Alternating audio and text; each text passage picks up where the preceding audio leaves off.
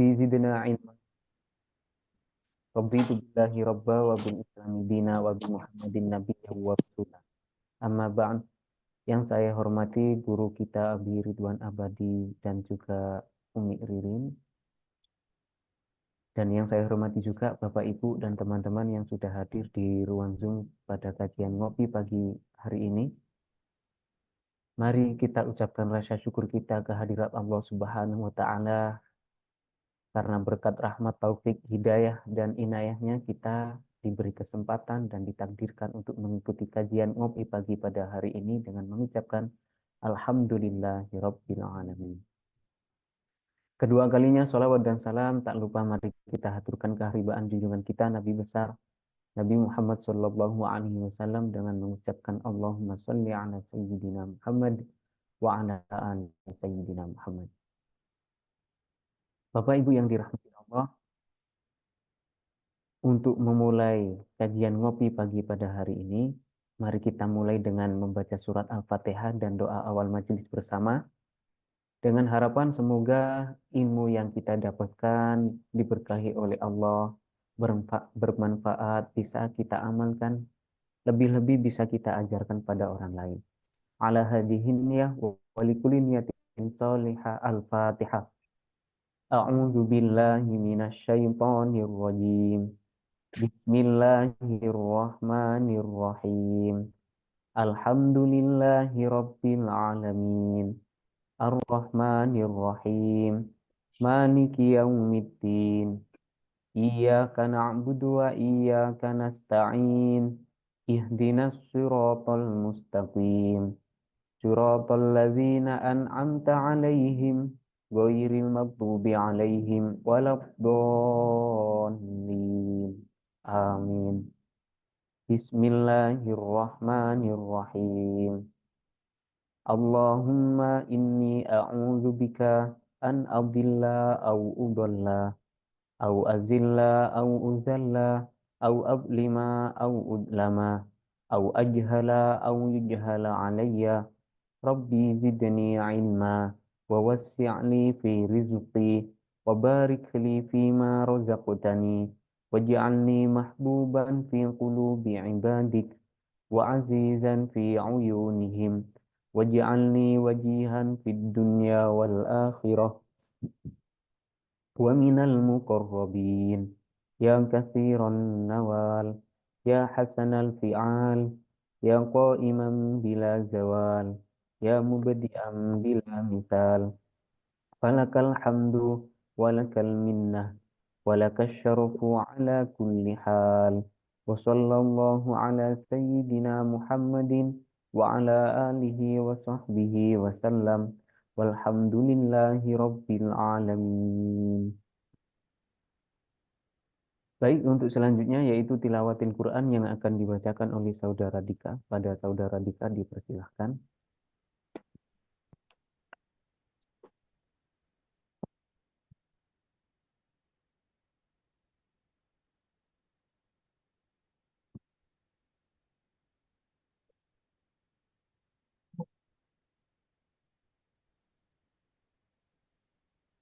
أعوذ بالله من الشيطان الرجيم بسم الله الرحمن الرحيم ألف لام ميم الله لا إله إلا هو الحي القيوم نزل عليك الكتاب بالحق. Ini kayak banyak bilang sebelumnya gue kan kayak itu Jadi di TDM itu apa aja dicegah aktivitas gitu. Jadi kayak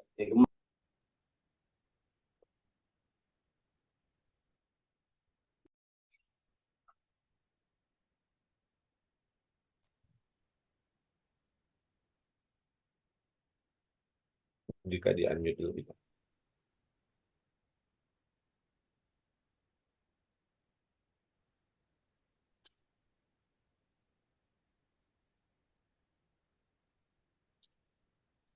Jika di unmute dulu Dika. Selamat. ولا في السماء هو الذي يصوركم في الأرحام كيف يشاء لا إله إلا هو العزيز الحكيم هو الذي أنزل عليك الكتاب منه آيات محكمات هن أم الكتاب وأخر متشابهات فأما الذين في قلوبهم زيغ فيتبعون ما تشابه منه ابتغاء الفتنة وابتغاء تأويله وما يعلم تأويله إلا الله والراسخون في العلم يقولون آمنا به كل من عند ربنا وما يذكر إلا أولو الألباب ربنا لا تزغ قلوبنا بعد إذ هديتنا وهب لنا من لدنك رحمة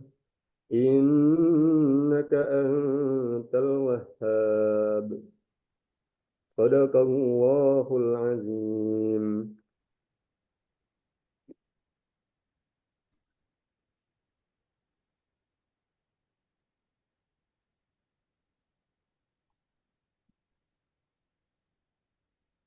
Terima kasih kepada saudara Dika yang telah membacakan ayat suci Al-Quran. Semoga dengan bacaan ayat suci Al-Quran ini menambah tingkat keimanan kita dan lebih mendekatkan diri kita pada Allah Subhanahu wa Ta'ala, sehingga kita lebih khusyuk, lebih nikmat dalam beribadah, menyembah kepada Allah. Amin ya Rabbal Alamin. Baik Bapak Ibu yang dirahmati Allah, untuk selanjutnya yaitu kita masuk pada acara inti kita, yaitu kajian ngopi pagi bersama Abi Ridwan Abadi.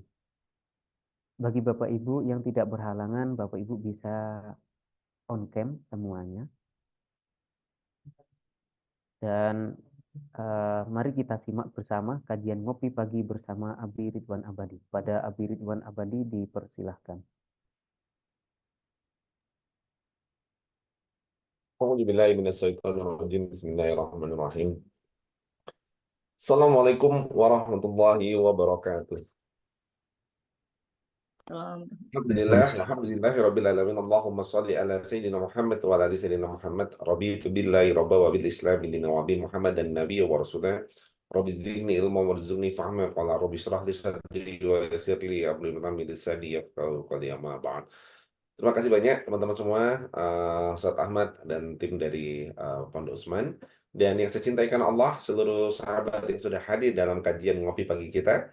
Selamat datang dan ketemu kembali di acara Ngopi Pagi, ngobrol pagi perkara iman dan ilmu. InsyaAllah. Alhamdulillah, Masya Allah, Tabarakallah, beberapa hari yang lalu kita hadir di acara Gebiar Wirausaha, ya, yang Masya Allah penuh dengan banyak kejutan, penuh dengan banyak materi, insight, hikmah, dan banyak sekali keajaiban-keajaiban. Nah, sehingga pagi hari ini tema kajian subuh kita adalah keajaiban itu hadir bagi mereka yang percaya. Nah, insya Allah, tema kita adalah tentang keajaiban. Baik, sebelum Anda lanjutkan, kira-kira siapa yang kemarin datang di acara Gebiar Wirausaha? Boleh di kolom chat dong absen yang hadir kemarin di acara Gebiar Wirausaha. Nah, apa aja sih pengen tahu, Abi? Insight-nya apa, hikmahnya apa, apakah ada keajaiban dan juga ada insight yang didapatkan selama ngikutin acara Gebiar Wirausaha kemarin. Tafadhol, coba di kolom chat, siapa aja nih yang hadir nih? Andi Waju hadir, Masya Allah. Pak Fud dan keluarga hadir. Berdua nih. Ada Pak Acep dari chapter Bandung, Pak Sofian, Pak Kadis Cirebon, Masya Allah. Ya, Pak Anang, oh iya tuan rumah harus hadir. Pak Taufik, bawa anak, Pak Purwanto, Masya Allah. Ya, Masya Allah, Alhamdulillah. Baik, bagi yang kemarin hadir, coba tulis. Adakah insight, ilham, hikmah, atau keajaiban apa yang antum dapatkan dari acara kemarin? Nah, bagi ada yang ada yang datang sekeluarga, wah Mbak Riri sekeluarga ya, saya lihat kemarin ya, sama Mas Aris dan juga Mbak Anggit ya. Panitia suami istri berbagi peran, Masya Allah. Baik, begitu banyak hal yang mungkin dalam kajian aktivitas kita. Ada 3 kerja ya, mungkin yang selama ini mungkin kita pahami. Ada namanya kerja keras, yang kedua ada namanya kerja cerdas, dan yang ketiga ada namanya kerja selama ini mungkin banyak orang bilang kerja beruntung. Tapi kalau Abi selalu menyampaikan ada namanya kerja beruntung, ya bukan kerja ikhlas semata. Jadi dalam 3 aspek ini ada falsafah sebenarnya yang menyebutkan.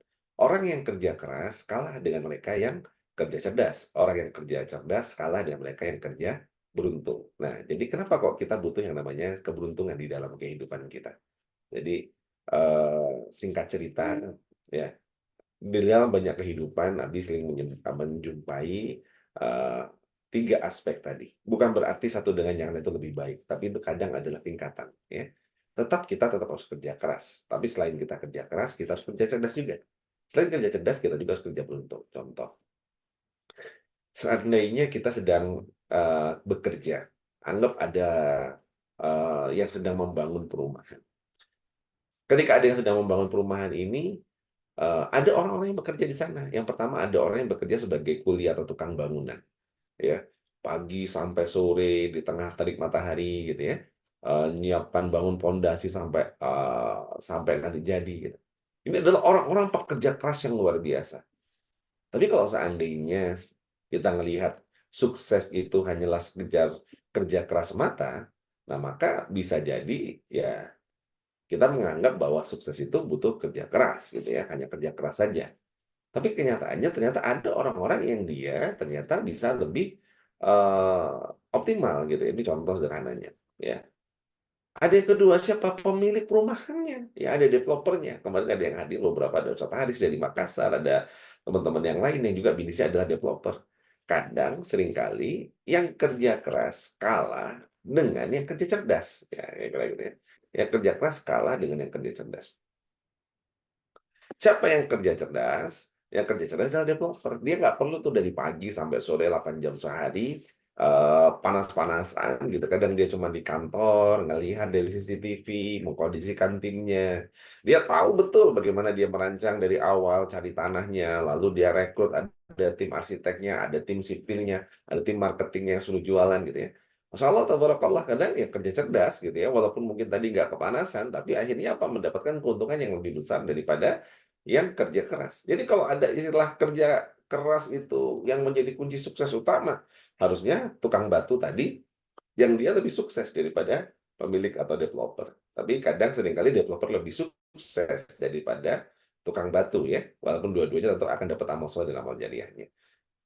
Tapi di sisi lain, ya, kalau kita hanya menganggap kerja keras dan kerja cerdas itu adalah satu-satunya kunci untuk kita sukses, ini ternyata si developer ini yang tadi masih mikirin cari strategi buat cari tanahnya, ya, terus cari apa namanya arsitek, kontraktor dan seterusnya.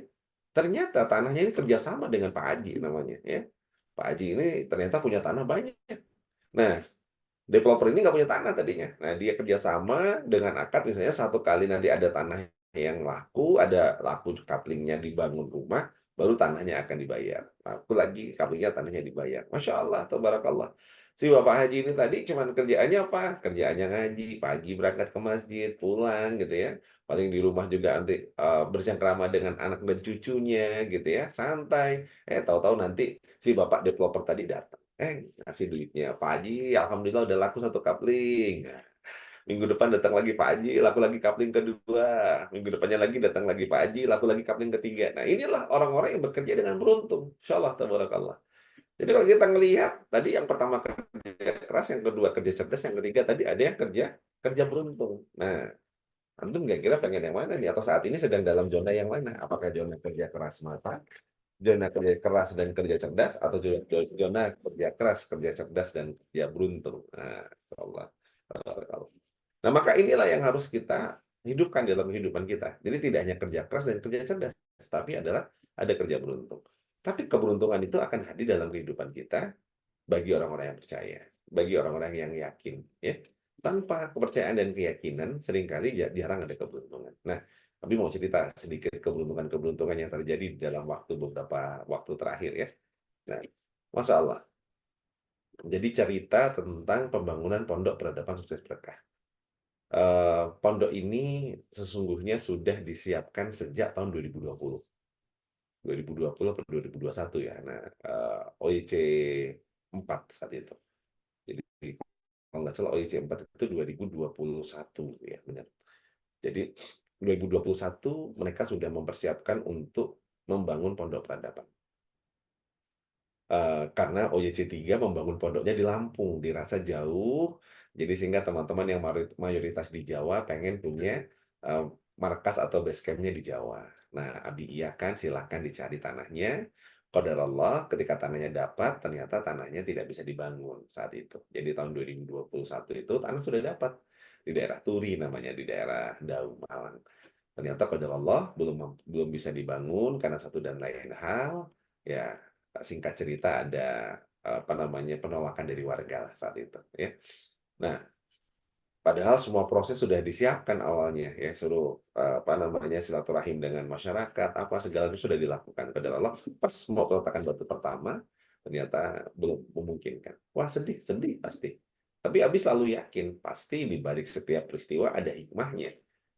Lalu setelah itu soal silaturahim ke Abiyah, ke guru Abi, minta diistiharohi, dan sarannya adalah pindah. Ya sudah, akhirnya kita pindah saat itu. Cukup lama, karena dana sudah masuk semua untuk membeli tanah saat itu, penggalangan dana juga masih belum bisa optimal, lalu butuh proses ya untuk mencari tanah yang baru dan juga untuk menjual tanah yang lama, karena dana sudah masuk hampir 500 000 000. Nah, lalu akhirnya singkat cerita diupayakanlah berbagai cara dalam kurun waktu kurang lebih sekitar hampir 2 tahun.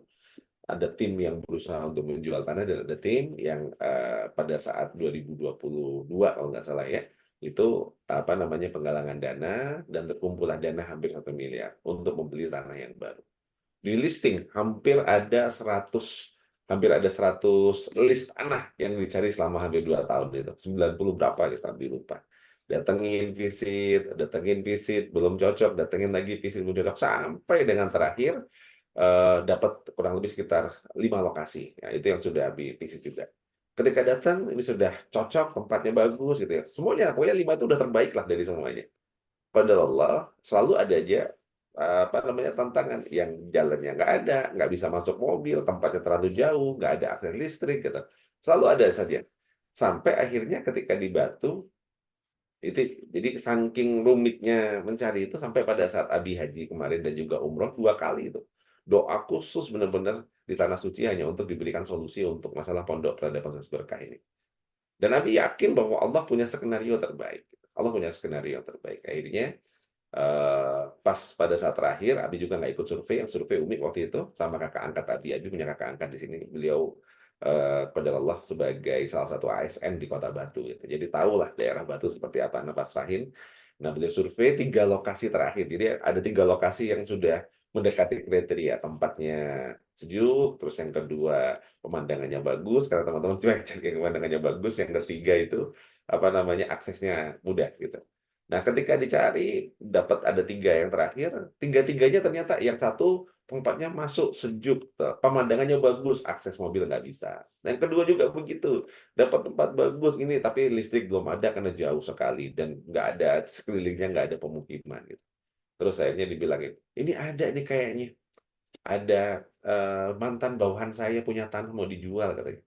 Ayo kita survei aja. Pas kita survei, padahal Masya Allah tempatnya bagus sekali, memenuhi semua kriteria. Padahal tidak ada dalam 90 lebih list yang kita siapkan.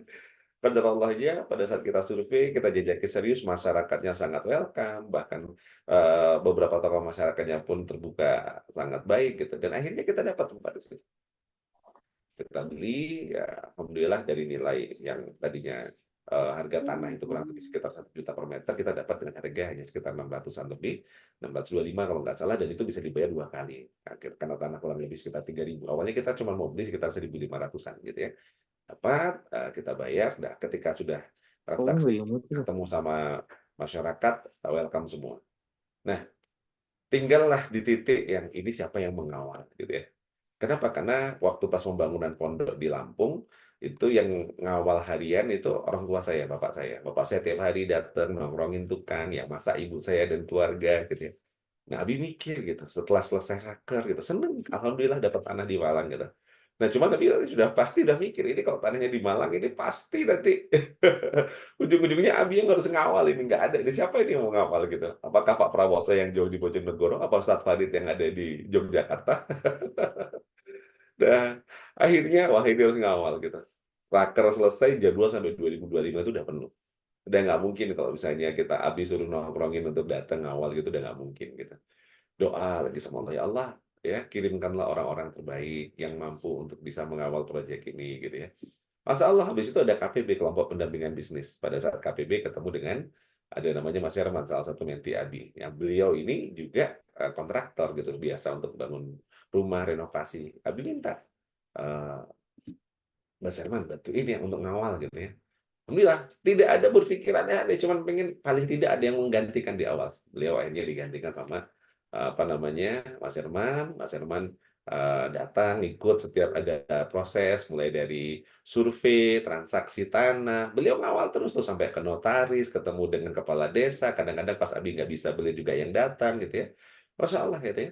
Beliau ini kalau di Malang diam gitu, nggak banyak omong, kayaknya nggak begitu banyak apa namanya aktivitasnya gitu kelihatannya. Tapi totalitas betul, Masya Allah. Totalitas sekali beliau. Kita doakan semoga menjadi amal jariah buat beliau ya. Sampai akhirnya proses apa namanya mencari alat berat beliau yang kerjakan sampai fondasi, mendatangkan tukang gitu. Jadi Abi sangat merasa terbantu sekali. Ada merasa ya Allah ini kayaknya Allah datangkan orang-orang terbaik gitu ya. Beliau sudah mulai proses kerjaan bingung. Wah ini nanti ahli-ahli konstruksinya siapa, sipilnya siapa, yang gambar siapa gitu ya.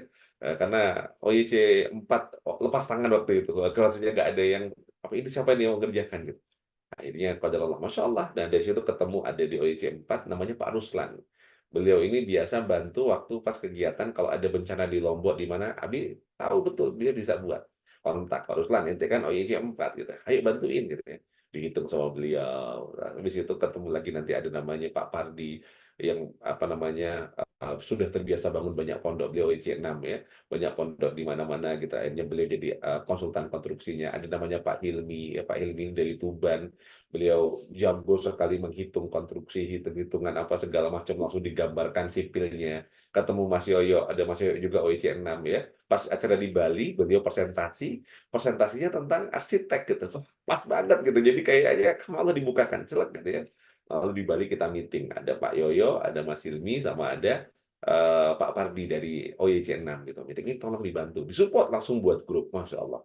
Hanya dalam waktu seminggu, desain jadi, gambar jadi, gitu ya. Terus konstruksi juga disurvei, peletakan batu pertama jalan. Dan sampai hari ini tuh Masya Allah, seperti didatangkan orang-orang baik terus. Datangkan orang-orang baik, datangkan orang-orang baik. Gitu. Nah, Pak Ruslan menggambar bangunan itu, karena dana terkumpul itu cuma 1,2 miliar sebenarnya. 1,2 miliar, dibelikan tanah sudah habis 900 juta, sisa 200. Meeting itu Abi cuma bilang, Pak Ruslan, gimana caranya bangun pondok ini hanya dengan 200 juta, bisa nggak? Wah, dihitung dengan sedemikian cara, nggak bisa, coach. Katanya. Nggak bisa. Bangunan sederhana, tetap nggak bisa, coach. Terus dana paling minimal berapa? Dihitung, ketemulah kurang lebih sekitar 500 juta. Oh, berarti kurang 300. Siap lah, kalau kurang 300 kita kerjakan. Gas, saya bilang. Gas. Nah, pada saat ketemu sama Mas Yoyo dan juga Pak Hilmi sama ini, ditanya pas peletakan batu pertama, nanti desainnya gimana? Oh ini desainnya nanti 2 lantai, atasnya masjid, bawahnya nanti ada tempat-tempat ruangan-ruangan kantor dan yang lainnya gitu. Nanti ada kelas-kelasnya juga gitu. Digambar, ketika digambar RAB muncul ya. Dari rencana 500 juta, ternyata 500 juta itu cuma jadi fondasinya saja. Karena katanya tanggung kalau bangun, nanti kalau misalnya cuma dibuat fondasi yang sederhana, yang maksudnya cuma untuk semi permanen, nanti kalau mau dinaikkan bongkar lagi semua, kerja 2 kali. Ternyata fondasinya dalamnya 1,5 meter, terus wah itu RAB fondasi 300 sekian gitu, ditambah apa perlu alat berat dan lain-lain, persiapan tanah itu 500 juta. Saya bilang wah ini nggak cukup, saya bilang ini cuma segini. Terus gimana? Wah meeting lah teman-teman. Ya saya bilang di satu kata-katanya, saya yakin sekali saya bilang bahwa ini adalah proyeknya Allah. Bukan proyek kita. Ini proyek Allah, ini bukan proyek kita. Kita hanya sebagai pelaksana dan pekerjanya saja. Maka satu yang nggak boleh hilang dari kita adalah keyakinan. Dan insya Allah hanya pengen ngukur mungkin kita ini istiqomah tidak, kita aman atau tidak. Kalau insya Allah kita kerjakan dengan optimal, maka Allah datangkan keajaiban. Kita kerja keras sudah ikhtiar mencari 94 lokasi yang terbaik. Kita kerja keras, kerja cerdas sudah kita desain, kita gambar, kita optimalkan selama ini sampai jadi. Ya. Maka kita tinggal tunggu keberuntungan. Karena insya Allah akan datangkan di titik terakhir ini ya. Dari dana 3,7 miliar, kita sudah nggak pegang dana sama sekali, tinggal sisa mungkin 100 jutaan kalau nggak salah kemarin Pak Ruslan. Teman-teman sudah hampir menyerah, ini bingung mau lanjutannya gimana. Pada Allah, Masya Allah. Antum kemarin menjadi saksi pada saat gebiar wirausaha, di saat titik last minute Pak Ruslan dan kawan-kawan OEC 4 sudah mulai kebingungan, nggak tahu mau cari dana dari mana lagi. Allah datangkan orang-orang baik kemarin yang berkomitmen hampir tadi malam rekapan 1,8 sekian miliar untuk persiapan pembangunan gitu. Nah, Masya Allah. Nah, inilah yang Anda bilang.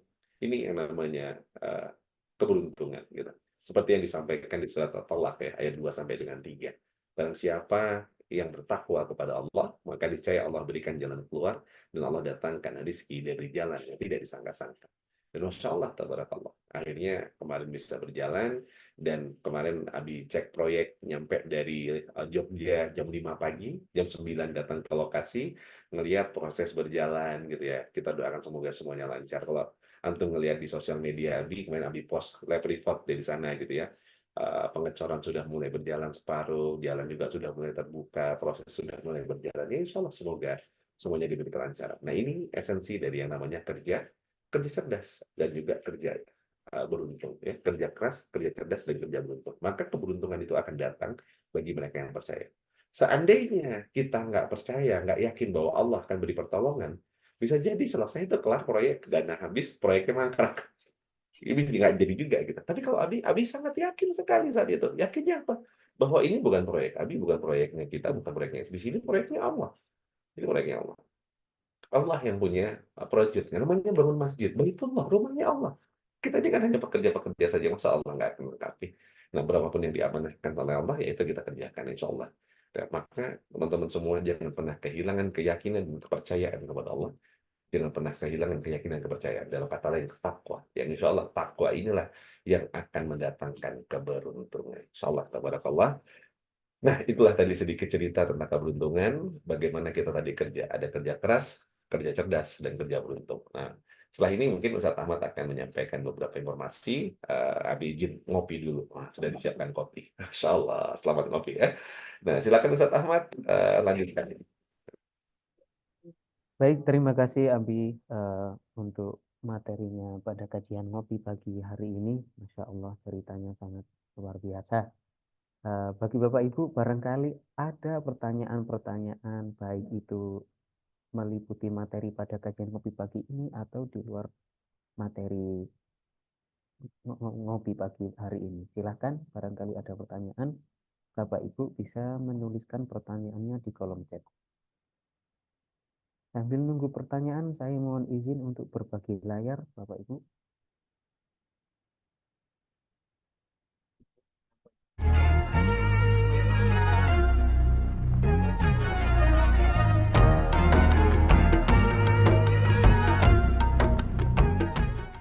لا تحسب أن الدين بعيد عن حب وحياة، وبهجرك للدين ستحيا تعشق ما قلبك يهوى، أو أن الأيام ستحلو وترى الدنيا شط نجاة. دينك بحر من آمال شط لجميل الأحلام، ليس الدين كما تخشاه ذا ممنوع ذاك حرام، فالإسلام جميل حقا هذا ليس هو الإسلام. كل أوامره تهدينا وتنادينا للخير، ينهانا عن كل طريق يأخذنا نحو الشر، فالله رحيم وحليم يدعو دوما للبر.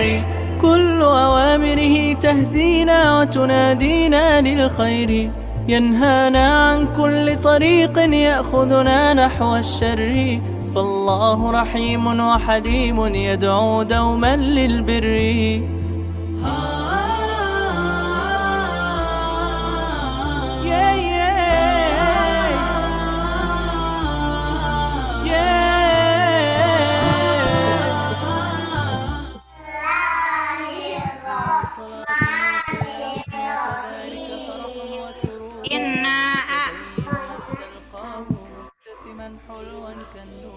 فصل لي الطبع صبور. الإسلام سلام فينا يزرع فينا حب الناس. الإسلام سفينة حب يدفعها أجمل إحساس. ما أحلى الدنيا لو عشنا وجعلنا الإسلام أساس. كل أوامره تهدينا وتنادينا للخير، ينهانا عن كل طريق يأخذنا نحو الشر. فالله رحيم وحليم يدعو دوما للبر. كل أوامره تهدينا وتنادينا للخير، ينهانا عن كل طريق يأخذنا نحو الشر. فالله رحيم وحليم يدعو دوما للبر.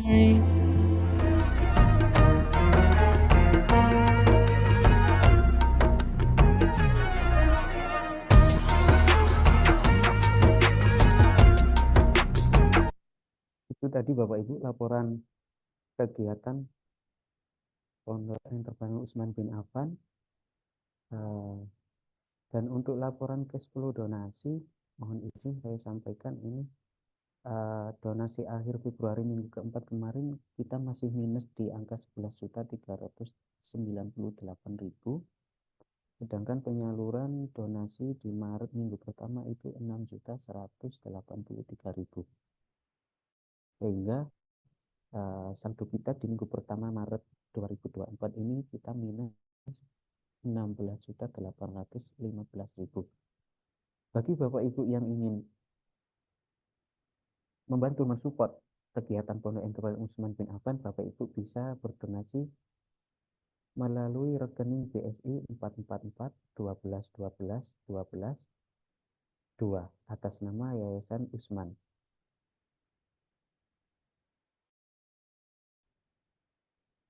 Dan untuk konfirmasi transfer, Bapak Ibu bisa konfirmasi ke WA admin 0895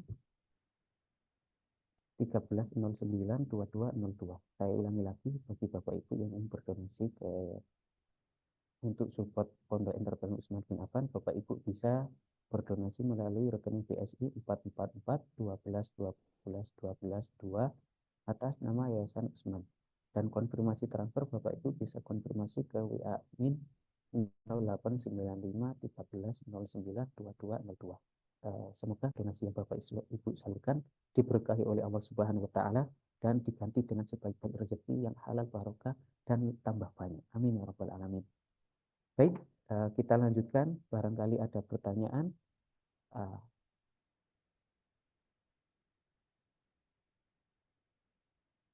Baik, ini ada pertanyaan, beberapa pertanyaan, izin saya bacakan.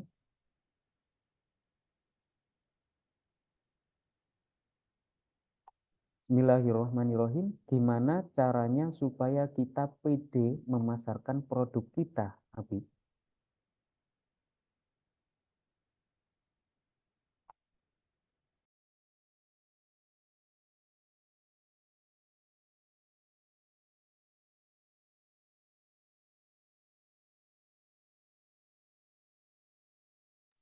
Mohon maaf, Coach, audionya belum masuk. Nggak kedengeran. Masih di mute kayaknya, Abi lupa. Baik. Segera ya diingatkan.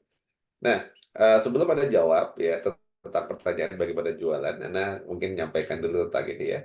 Beberapa catatan tadi dari insight. Ada yang menyampaikan insight-nya adalah peradaban dimulai dari masjid. Masya Allah, luar biasa. Tabarakallah. Ya betul.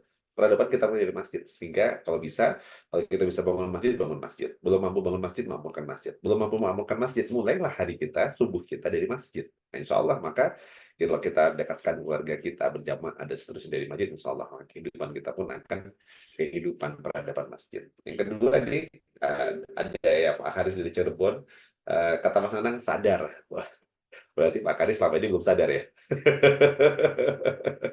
Sadar itu betul. Bahkan saya kemarin ketemu dengan beberapa ustadz dan juga beberapa teman. Beliau menyampaikan insight yang sama. Betul banget. Bahwa kita untuk sukses itu kadang kita butuh yang namanya sadar. Ya, ini keren banget insight-nya. Ya. Ini teman-teman nanti yang insya Allah ya kemarin belum sempat untuk bisa full karena jadi panitia. Ini video sedang kita edit dalam beberapa hari ke depan. Nanti satu persatu video akan kita rilis ya. Kita rilis video pertama pemateri. Jadi nanti bagi yang belum bisa hadir langsung secara offline nanti bisa lihat rekaman videonya ya. Nah, berikutnya. Aliyah dari Makassar. Hadir coach, bawa putra juga banyak insight yang saya dapatkan meski tidak ikut menyimak seluruh materi, namun terlibat dalam panitia GWU pengalaman insight. Nah, nanti videonya nyusul ya. Masya Allah, tabarakallah akbar. Berarti kerja keras, kerja cerdas yang dilandasi ikhlas. Betul. Ikhlas dulu, adab kita baik, baru kerja keras. Karena apa? Dari ikhlas itu adalah niat. Ikhlas itu ada dalam hati. Ya, inama amalu biniat. Ketika kita sudah ikhlas, semuanya lillah karena Allah, lalu dilandasi dengan kerja keras, lalu ditambah dengan kerja cerdas, insya Allah tambahkan terakhir tutup dengan takwa. Maka ketakwaan itulah yang akan membuat kita menjadi beruntung. Ya. Nah, lanjut. Semoga dilancarkan. Nah, gimana cara kita agar pede memasarkan produk ya? Oke, ini Hati dari Tangsel. Yang pertama, salah satu cara untuk kita pede memasarkan produk ya kita pakai dulu produknya. Kita gunakan dulu, kita pakai dulu, kita makan dulu, kita coba dulu. Dan kalau kita sudah bisa mencoba menggunakan memanfaatkan produk kita pede nggak? Karena percaya diri itu menular, keyakinan terhadap suatu produk itu menular. Saya ngotot sekali menjual produk-produk saya yang saya yakini bagus gitu. Kenapa? Karena saya yakin itu produk bagus. Contoh ada kelas BRM, ada Kebun Berkah, ada Seblak, ada apa. Kalau saya tahu produk saya bagus, saya akan ngotot untuk menawarkannya. Nah, biasanya orang yang nggak pede dengan produknya, karena dia mungkin maksudnya tidak pede dengan produk, karena kita sendiri belum percaya diri. Nah, maka apa yang harus kita lakukan? Kita harus tahu apa sih kelebihan produk kita. Value proposition-nya apa? Unique selling proposition-nya apa kelebihan utama? Baik kelebihan secara fungsional, kelebihan secara emosional, kelebihan secara spiritual dari produk kita ini apa? Nah, kalau kita sudah yakin dan percaya dengan produk kita, maka insya Allah keyakinan dan kepercayaan itu akan menular kepada yang lain. Nah, ini penting banget. Seperti kemarin ketika Abi diminta sama teman-teman OIC 4, Abi udah bilang, Abi penggalangan dana teman-teman OIC 4 aja yang jalan gitu. Karena teman-teman nggak ada yang sanggup gitu, nggak ada yang mau untuk menggalang dana. Padahal proyek ini harus jalan, Abi bilang. Abi yang diminta, ya sudah. Makanya yang pertama kali apa? Ya, Abi mengumpulkan keyakinan. Abi yakin bahwa ini proyek Allah, ini kebaikan gitu ya. Abi pun ikut terlibat di dalamnya. Abi pun ikut berkomitmen. Ya, Abi pun bahkan di sana beli tanah, beli satu bidang tanah di sana untuk bangun rumah juga di sana gitu, bukan di tanah wakaf ya. Abi beli tanah sendiri di sana karena Abi yakin dengan tempat itu. Nah, maka apa? Maka kalau kita yakin, kita pede, maka kepercayaan diri kita akan menular kepada orang lain. Nah, maka yang pertama itu adalah kita sendiri dulu harus yakin. Nah, jadi kalau kita belum yakin dengan produk kita, bagaimana kita mau meyakinkan orang lain? Nah, maka cara supaya kita bisa pede memasarkan produk kita, maka kita percaya dulu dengan produknya, kita yakin dulu dengan produknya. Nah, insya Allah kepercayaan dan keyakinan kita dengan produk bahwa produk ini halal dan thayyiban, baik, banyak manfaat, membawa kebaikan, itu nanti akan membuat kita lebih mudah, lebih percaya diri untuk memasarkan pada orang lain. Yang kedua, kalau kita mau pede memasarkan produk kita kepada orang lain, selain dengan tadi yakin dan percaya dengan kelebihan produk, kebaikan, dan seterusnya, yang kedua adalah ilmu. Kuasain ilmu pemasaran. Orang yang nggak pede karena dia tidak berilmu. Kalau kita menguasai ilmunya tentang penjualan dan selling, maka insya Allah kita akan lebih percaya diri. Nah, jadi ada ilmunya dalam menjual. Bagaimana caranya kita building rapport, bagaimana kita kenalan dulu, basa-basi dulu, menggali informasi apa kebutuhannya sampai nanti bisa menjual. Insya Allah di program KPB, kelompok pendampingan bisnis, diajarkan. Karena di KPB itu fokus 14 modulnya adalah bagaimana cara branding, marketing, dan selling. Ya. Nah, coba nanti belajar. Nah, dua tadi apa? Ilmu. Dan yang ketiga, bagaimana cara kita pede. Kalau belum pede sendirian, maka ajak teman. Nah, jadi artinya apa? Jualan kita bisa, nggak pede itu kan kadang-kadang kita belum percaya diri, itu kadang-kadang kita ngerasa sendiri. Contoh kayak kita jalan sendirian, itu mungkin nggak percaya diri. Dulu, Bumi sama Baim suruh jualan sendirian nggak berani. Ya, Bumi Baim itu dulu mulai jualan umur 3 tahun. 3 tahun sama 5 tahun. Kakaknya 5 tahun, Baim 3 tahun, sudah saya suruh jualan. Kakaknya, Bumi, umur 5 tahun sudah jualan. Umur 3 tahun sudah saya suruh jualan. Tapi ditemani sama uminya. Nah, ketika sudah terbiasa, dia sama adiknya, kakaknya menemani adiknya jualan. Sampai hari ini mereka tiap bulan masih jualan terus, masih punya omset, masih punya penghasilan gitu. Umurnya mungkin baru 10 tahunan gitu, tapi sudah bisa punya penghasilan. Nah, dari mana mereka pede? Karena bareng-bareng. Nah, jadi yang kedua caranya pede itu, yang ketiga adalah cari teman, berkomunitas, berjamaah, berjejaring. Ya, jadi 3 itu ya. Kita yakin dulu dengan kelebihan manfaat produk dan yang lainnya. Yang kedua, kita kuasai ilmunya. Yang ketiga, kalau belum pede juga berjejaring, jangan sendirian. Tapi insya Allah gitu, Bu Eti. Tafadhol lanjut, Ustaz Ahmad. Baik, pertanyaan selanjutnya, Coach mau tanya, apakah fokus itu artinya hanya melakukan satu kegiatan? Qadarullah saya mendapat kesempatan untuk bisa mengelola beberapa jenis usaha. Bagaimana cara terbijak untuk mengelolanya? Baik, ya. Apakah fokus hanya artinya melakukan satu kegiatan? Baik. Ya, betul. Fokus itu kita seperti kalau ibaratnya ada lensa, cahaya matahari yang menyebar, kalau kena lensa, set, maka cahayanya akan jadi terfokus. Bahkan cahaya matahari yang ramah dan banyak bermanfaat buat kita, ketika difokuskan pakai lensa, gitu ya, yang tadinya mungkin biasa saja bisa bakar kertas, sangat panas sekali. Nah, panas sekali itu karena apa? Karena cahayanya terfokus. Jadi fokus itu membuat energinya powerful sekali. Jadi saya tipikal juga yang sangat merekomendasikan dan menyarankan kepada teman-teman untuk fokus. Jadi kerjakan, misalnya apa? Sedang mengerjakan sesuatu nih, sebagai santri karya gitu ya, bekerja, fokus bekerja, menjadi pengusaha, fokus apa namanya, pengusaha. Ada amanah, fokus dengan amanah, selesaikan, tuntaskan. Nah, tapi Abi nggak fokus. Abi punya hampir 30 unit usaha, Abi punya beberapa aktivitas, ada pondok, ada ini. Nah, ini kuncinya ya. Karena produktivitas dan hasil terbaik itu kita dapatkan ketika fokus.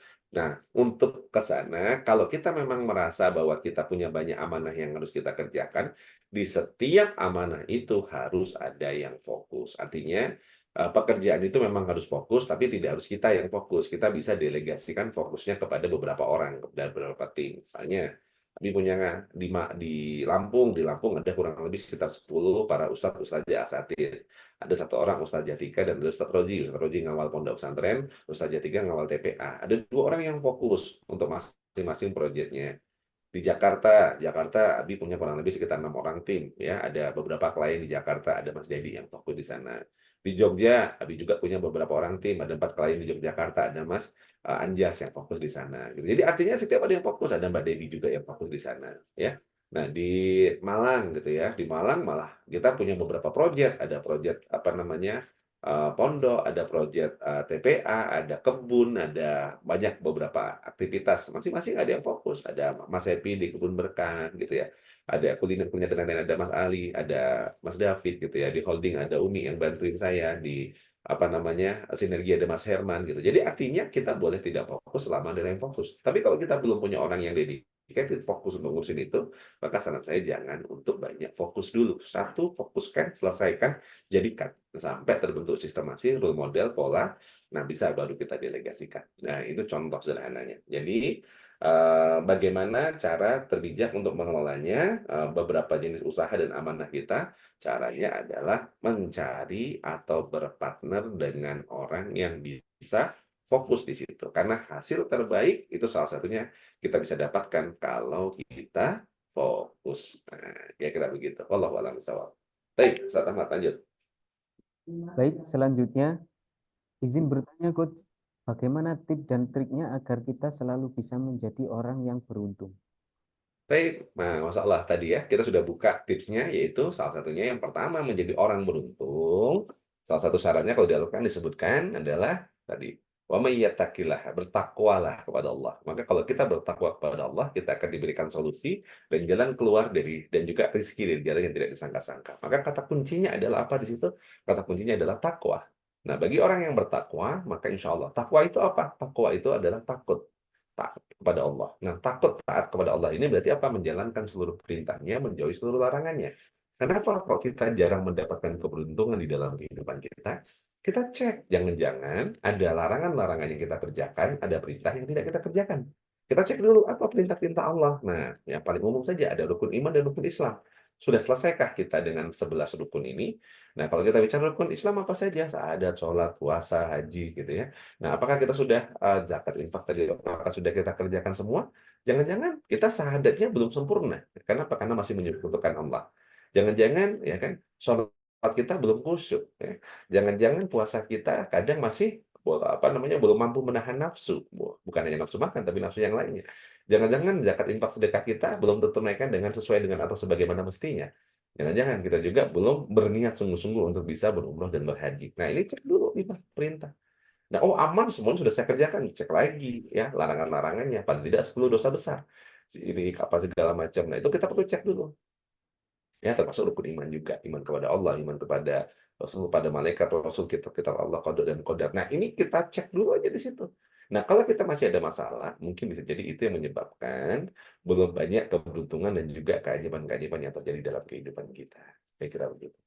Nah, jadi yang pertama adalah taat atau takwa. Nah, jadi pemicu atau yang bisa mengantarkan kita kepada keberuntungan. Nah, insya Allah itu. Yang kedua, bagaimana cara kita menjadi orang yang beruntung? Banyak-banyak punya tabungan rizki. Banyak-banyak punya tabungan rizki. Ini penting banget gitu untuk jadi orang beruntung itu banyak-banyaklah punya tabungan rizki. Jangan hanya mau dibayar tunai rizkinya. Banyak orang yang kadang suka salah kaprah ketika bekerja pengen semuanya langsung dibayar tunai rizkinya. Jadi rizki itu kan nggak hanya uang. Rizki itu bisa kesehatan, saudara, ilmu, banyak sekali. Ya, tempat tinggal, makanan, itu adalah rizki anak yang soleh. Nah, banyak dari kita bekerja, kita hanya ingin langsung dibayar tunai. Contohnya gimana? Misal kita kerja di satu perusahaan.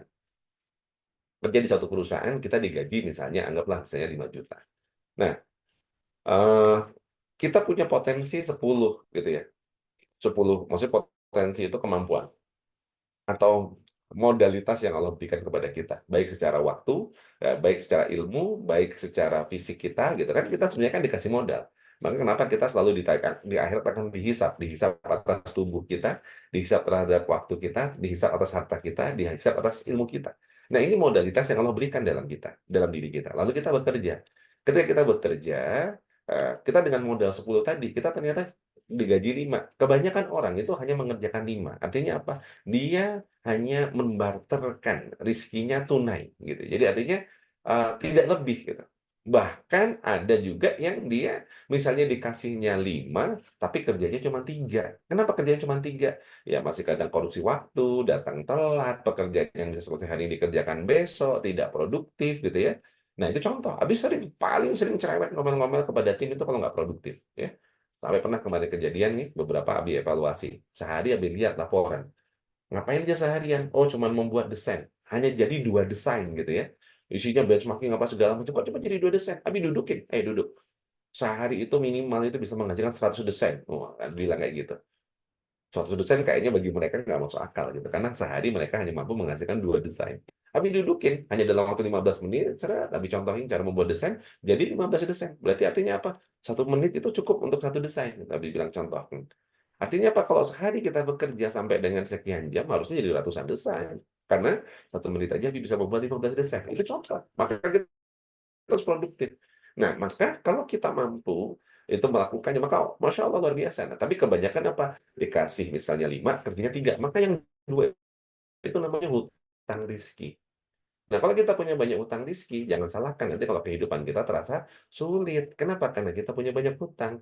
Dapat duit, tahu-tahu ada yang hilang, tahu-tahu ada yang, ya mungkin musibah, apa-apa, segala macam. Sehingga kadang kita kehilangan apa yang tadinya kita rasa sudah jadi rizki kita. Tapi nggak bisa kita convert, bisa kita nikmati. Kenapa? Karena kita punya banyak hutang. Yang handphone jatuh lah, yang ban bocor lah, yang apa gitu. Kenapa? Karena kita mengambil terlalu banyak yang bukan menjadi hak kita. Ya, ini sudah kita bahas di kajian-kajian sebelumnya. Dan yang ketiga, ada orang yang punya banyak tabungan rizki. Tabungan rizki itu apa? Dikasih gaji 5, tapi kerjanya dia pentokin tuh 8 misalnya. Jadinya apa? Datang lebih pagi, pulang lebih sore, pekerjaan yang harusnya 2 hari dikerjakan sehari selesai, produktivitasnya tinggi, banyak pekerjaan membantu orang di luar tempat kerja, masih ngajar ngaji, banyak bantu orang tanpa dibayar. Nah, akhirnya apa? Punya banyak tabungan rizki. Meskipun perusahaan hanya mampu menggaji 5, tapi karena kita melakukan effort kita sampai 8, bahkan kadang 9, bahkan kita mentokin 10, maka insya Allah, Allah akan datangkan rizki dari jalan yang tidak disangka-sangka. Ya, banyak contohnya. Misalnya apa? Tahu-tahu kita cuma sekedar buat usaha kecil-kecilan, yang dikerjakan cuma waktu subuh saja, hasilnya bisa setara. Nah, itu sebenarnya kalau kita nggak sadar, kita kadang kalau ngerasa, wah, saya berarti buat usaha kayak gini aja lah, ini bisa jadi ini adalah lebih baik daripada saya menjalankan khidmat amanah saya di pondok atau di kantor gitu. Jangan salah, jangan-jangan yang membuat itu jalan dengan baik itu adalah kenapa? Karena Allah geser tuh, karena antum ngabdinya di mana, dapatnya di mana. Nah, itu sudah rahasia gitu. Kalau Abi udah sangat yakin sekali dengan itu gitu ya. Yakin sekali dengan itu. Contoh misalnya di SBC, Abi ngajar ya, ada puluhan bahkan ratusan perusahaan yang dibina selama setiap tahun, nggak ada bayaran sama sekali. Abi nggak pernah ngitung dapat berapa gitu. Kenapa? Tahu Allah yang akan membalas. Sama Allah nanti dikasih dari tempat lain yang seolah-olah effortnya less effort gitu ya. Contoh sederhananya apa? Sering kadang Abi mendapatkan proyek dari kementerian, nilainya miliaran juga gitu ya. Tapi yang ngerjakan kadang-kadang justru lebih banyak tim yang ngerjakan gitu. Abi datang paling di beberapa kelas-kelas besar, bantuin nge-review report, bantuin buat konsep gitu. Dibandingkan dengan ngurusin OYC 10 kali lipat lebih berat. Di OYC padahal Abi nggak dibayar, gitu ya. Tapi di kementerian hasilnya Masya Allah luar biasa. Nah, karena kalau dipikir-pikir dunia terbalik-balik. Di satu tempat kayaknya nggak kerja dapat duit banyak, di satu tempat kerjanya mati-matian nggak dapat apa-apa gitu. Tapi dalam konsep rezeki dan keberuntungan, itulah cara Allah. Itu yang disebut dengan didatangkan rezeki dari jalan yang tidak disangka-sangka. Kita sa'inya di mana, jam-jamnya di mana. Gitu. Nah ini nggak banyak orang paham. Maka ketika kita selalu meminta jam-jam, tapi kita lupa untuk sa'i. Gitu. Kita pengennya dapat jam-jam, jam-jam alir yang mengalir terus tanpa pernah berhenti. Rizki yang mengalir deras tanpa pernah berhenti. Adam nggak mau sa'i. Gitu. Gimana kita mau dapatkan jam-jam kalau kita nggak mau sa'i? Gitu. Safa marwah, safa marwah, safa marwah. Gitu. Nah, maka apa? Kalau pengen dapat keberuntungan, maka sa'ilah. Safa marwah, safa marwah. Nah, apa sa'inya, Abi? Ya, dari Malang ke Jogja, Jogja, Jakarta, Jakarta, Lampung, Lampung, balik Pontianak, Pontianak, balik Malang lagi, Malang, Jogja lagi, Jogja, Jakarta lagi, Jakarta, Lampung, Lampung, ke Pontianak, Pontianak, balik lagi ke Malang, Malang, sekarang tambah Jogja, Jogja, tambah Cirebon, Cirebon, tambah Jakarta, Jakarta, Lampung. Ya, itulah sa'i. Ya, kita lakukan kebaikan di setiap tempat, Masya Allah, Allah datangkan jam-jamnya. Jam-jamnya bisa macam-macam. Bisa jam macam-macam. Ya, ini contoh sederhana. Maka, sahabatku sekalian, santri-santriku sekalian, adalah sama Allah itu, ya bagaimana kita ya taatnya ditingkatkan, keimanan kita ditingkatkan. Ya, yang kedua, banyakin tabungan rezeki. Insya Allah kalau kita punya banyak tabungan, apa contoh tabungan itu? Melakukan satu kebaikan, amal soleh tanpa berharap bayaran.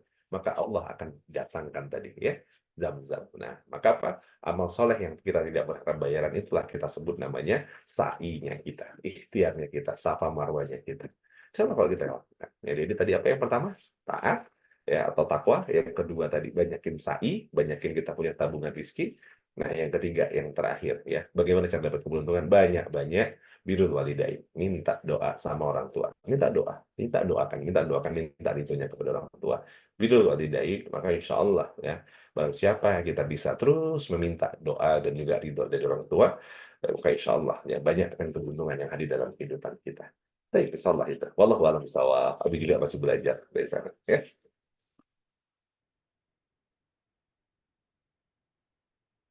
Ayo, selamat. Masih ada beberapa. Baik, pertanyaan selanjutnya.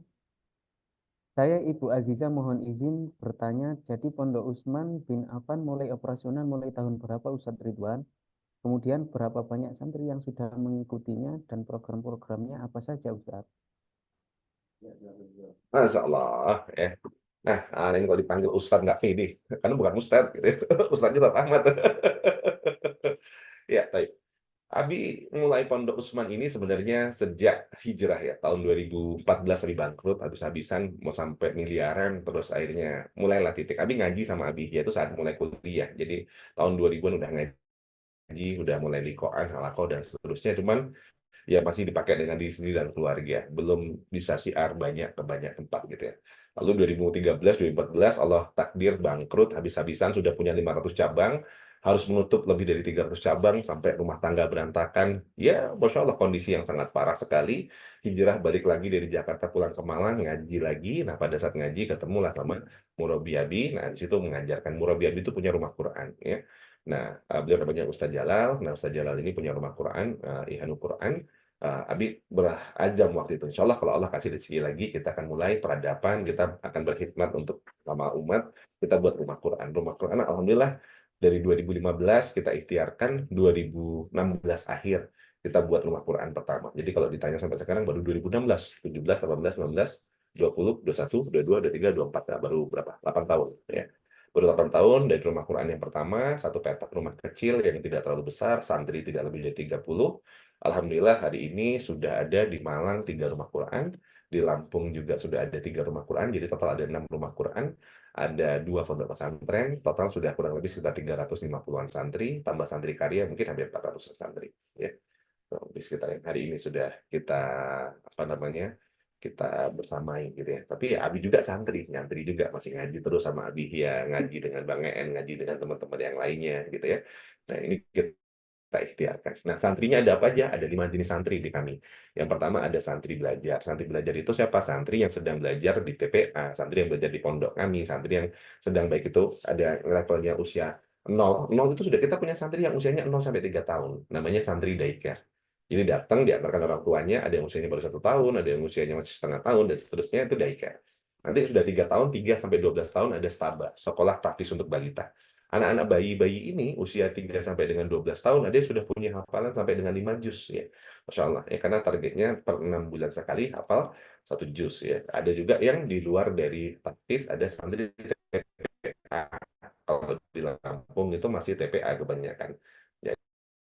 Jadi kita ada pondok di Malang dan di Lampung. Nah, TPA kita ini juga ada 3 level lah. Level 1 itu Iqra 1 2, level 2 Iqra 3 4, level 3-nya Iqra 4 5 dan 6, dan juga ada level berikutnya Quran. Nah, yang ngajar asatidnya beda-beda.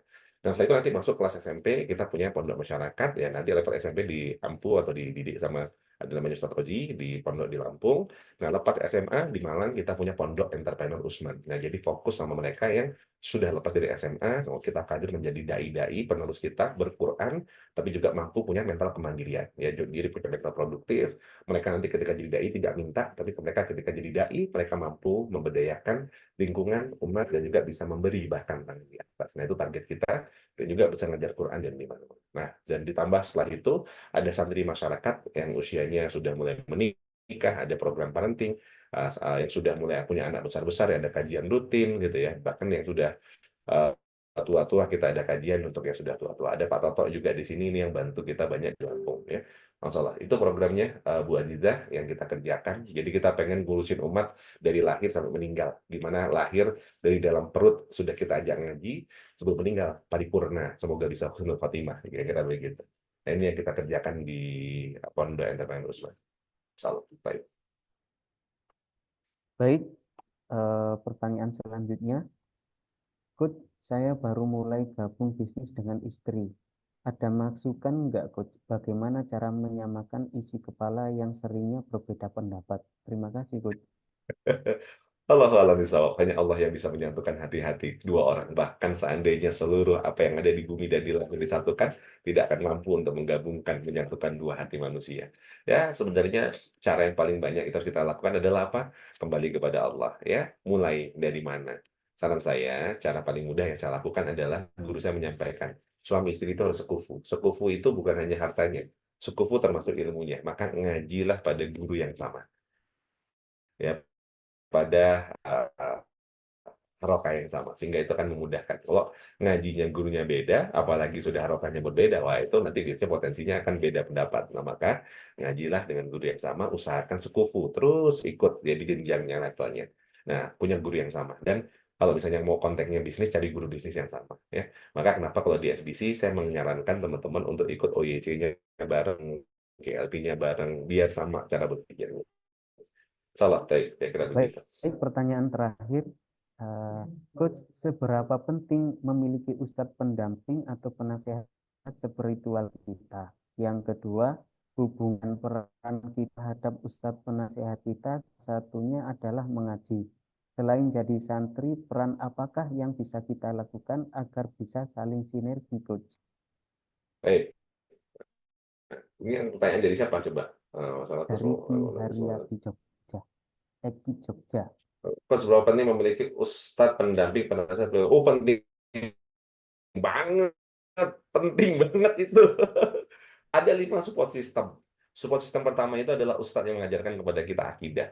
Akidah itu artinya jangan sampai kita kehilangan akidah Islamiah kita. Jadi mengajarkan tentang apa yang wajib, apa yang haram, apa yang harus kita lakukan, wajib, sunnah itu kita diajarkan, apa yang menjadi halal yang haram gitu. Jadi panduan lah, fikih-fikihnya, ya, panduan ibadah-ibadahnya itu penting banget nomor 1. Makanya guru Abi pertama kali yang terus Abi doakan dalam setiap Abi selesai sholat itu adalah guru spiritual. Abi Ihya gitu ya, Ustadz Jalal, Bang En itu selalu didoakan terus gitu. Dan bahkan Abi punya 3 ya. Bang En itu setara sama Gerbang, usianya sama gitu. Jadi teman ngobrol, teman cerita gitu ya. Saya panggil beliau guru, beliau manggil saya juga guru gitu. Padahal beliau guru saya gitu. Jadi saya banyak belajar sama Bang En tentang banyak berbicara tentang Quran gitu ya, peradaban. Nah, usia yang di atas saya, yang saya hormati layaknya sebagai kakak ataupun sebagai orang yang jauh lebih senior daripada saya, ada Ustadz Jalal. Nah, Ustadz Jalal ini kalah zakat apa segala macam sama beliau ya. Nah, lalu yang usianya bapak saya itu ada Abi Ihya, persis usianya sama persis dengan bapak saya. Jadi ya saya anggap sebagai itu guru spiritual saja 3 gitu kayak gitu. Karena saking pentingnya kehidupan. Nah, guru kehidupan itu apa? Berbicara tentang leadership, kepemimpinan, bermasyarakat, ya kearifan. Ada Pak Jamil sebagai guru saya. Ya, saya banyak tanya dengan beliau tentang masalah-masalah yang berhubungan dengan kehidupan. Dan ada banyak guru-guru lainnya, terutama Bapak dan Ibu saya sebagai guru saya. Yang ketiga ada guru bisnis, baru guru bisnis itu nomor 3. Ya, guru bisnis ini mengajarkan tentang bisnis kita untuk bisa berbisnis dengan banyak guru-guru bisnis saya ya. Nanti kapan-kapan kita akan cerita. Hubungan dengan peran kita terhadap ustadz penasihat kita salah satunya adalah mengaji. Selain jadi istri, apakah peran kita bisa lakukan agar kita saling sinergi? Sangat mungkin. Makanya di SBC ada namanya sunnah pergerakan. Ya, ustadz guru kita minta tetap fokus untuk bisa menjadi ustadz dan menasihati kita secara spiritual. Tugas kita kalau berbisnis bila kita berhasil, ya kita support beliau dalam dakwahnya, membersamai dakwahnya. Ya, ketika kita membersamai dakwahnya, masya Allah. Jangan antum aja ustadz antum untuk jadi pebisnis juga, gitu ya. Nanti kan ada ustadz itu marwahnya sudah di atas kita sebagai pengusaha. Tugas beliau mengingatkan kita kalau kita salah. Kalau antum ajakin bisnis bareng, join bareng, nanti antum ngerasa jadi kayak teman. Nanti sudah akhirnya kadang jadi ada rasa yang tidak lagi khidmat gitu. Nah, berbeda kita tugasnya berkhidmat, insyaallah begitu. Ya, kira-kira begitu. Wallahu a'lam bishawab ya. Jadi bersinerginya dengan cara apa? Kita tetap jalankan aktivitas bisnis ya, kita minta nasihat kepada beliau, kita support dakwah beliau. Semoga ketika beliau berdakwah mengalir juga amal jariah buat kita. Begitu caranya ya. Kita support, kita bantu. Nah, insyaallah ya. Nih beberapa yang belum. Ustaz Taman nggak usah buru-buru, ente mentang-mentang jam 6 udah mau bubar. Tenang saja, ini ngaji juga gitu ya. Ahwan ya teman-teman yang sudah jam 6. Ya, ini oke. Ada lagi ya Mas Fajar. Karena ikhlas itu adalah tidak semua orang bisa melakukannya. Yes Mas, ikhlas itu tidak semua orang. Selama masih ada kata-kata ikhlas berarti belum ikhlas ya. Orang ikhlas sudah nggak ngomong tentang ikhlas lagi. Masya Allah, menjadi pribadi yang bertakwa sebenarnya takwa adalah Allah bukan pintu-pintu rezeki dari tempat yang tidak terduga. Tepat sekali Mas Agus Prianto. Jadi ini yang selalu setiap hari Jumat bagi ada udah buku Tami, Masya Allah kami sering lupa dengan sa'i hanya fokus jam-jam. Yes, sa'i yang banyak. Kayak gitu. Oke, terima kasih Masya Allah. Tabarakallah akhirnya hadir lagi vibes-nya pas banget Mas Bayu. Oh, Mas Bayu. Mas Bayu, apapun takdir yang Allah takdirkan dalam perjalanan kita, ya, antum terpilih menjadi anggota dewan itu adalah jalan pilihan yang terbaik. Tapi kalau belum dipilih berarti ada amanah yang lebih baik. Cepat move on. Ya. Kalau antum ingin mendapatkan pertolongan dari Allah, faida faraqta fansab. Ya, selesai melakukan satu pekerjaan, bergegaslah menyelesaikan urusan yang lain. Selesaikan urusan antum yang lain. Kemarin antum sudah tunaikan, Allah tidak melihat hasilnya, Allah melihat prosesnya. Selama proses antum baik, insya Allah hasilnya baik. Ya, sisanya yang lain antum kerjakan lagi. Mana yang sudah menjadi di depan mata banyak PR yang antum tinggalkan selama mungkin hampir 6 bulan terakhir. Ya, Masya Allah. Pondok Usman sangat inspirasi. Mohon doanya terus, Cak Parman, supportnya bagi kami semua ya. Beberapa pertanyaan terakhir dari Bu Siti Sugesti. Lama sekali untuk move on. Mas Sugesti sudah bisa berdamai dengan diri sendiri dan bisa ridho dengan takdir Allah. Masya Allah. Wayakum. Ya. Kayaknya cukup. Ini pertanyaan-pertanyaannya akan kita lanjutkan lagi di pertemuan berikutnya. Sahabat kalian, semoga menjadi manfaat pertemuan kita hari ini. Ada hikmah yang bisa diambil. Selamat beraktivitas. Semoga pertemuan kita pagi ini menjadi penyemangat kita untuk beraktivitas.